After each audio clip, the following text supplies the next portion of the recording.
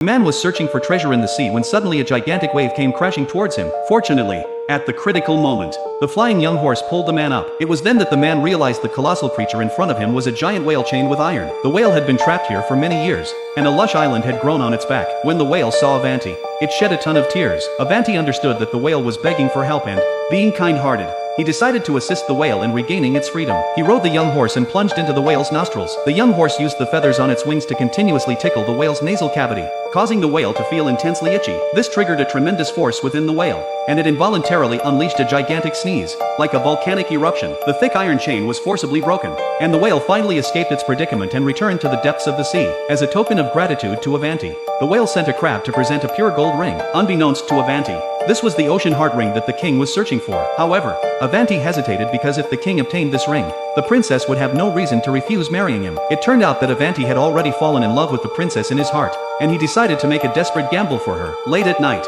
Avanti prepared to elope with the princess secretly. However, this scene was witnessed by a minister from afar. Before the two could escape, they were captured by the minister and his soldiers. Hearing the commotion, the king grabbed his weapon and approached the window. He saw the young horse in the distance and without hesitation, he pulled the trigger. The bullet struck the young horse, and it fell heavily from the sky. To rescue Avanti, the princess revealed her secret of immortality to the king. However, the cunning king remained skeptical. At this moment, the minister came up with a wicked suggestion. The next day, at the entrance of the royal palace, soldiers pushed 3 huge iron pots. The first pot contained boiling water. The second pot contained seawater capable of instantly freezing a person into an ice popsicle. And the third pot contained deadly poisonous milk. If the king could successfully pass through the 3 pots, he would obtain immortality. But the cunning king didn't want to easily attempt it. He pushed Avanti into the pots, but the princess quickly reacted and took off her own ring, swiftly throwing it into one of the pots. Avanti successfully passed the first test, but then fell into the bone-chilling ice pot, instantly freezing himself into an ice popsicle. At that moment, the primal feather of the phoenix flew into the pot,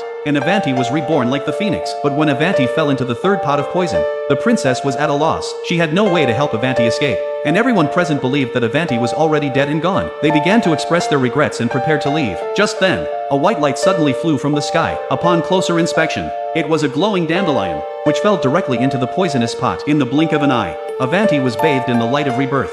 Much like the phoenix, it turned out that the severely injured young horse had desperately run to the edge of the world and fetched the one and only flower of life and death in existence. Seeing that Avanti had obtained immortality, the king, without hesitation, dove into the pot. However, the king became trapped in a vast bubble and floated away into the boundless universe. The people expressed their recognition for Avanti's brave acts, and he became their new king. From then on, he lived a happy life with the princess. Finally, if you had to choose one among the young horse, the phoenix, and the ice princess, which one would you choose?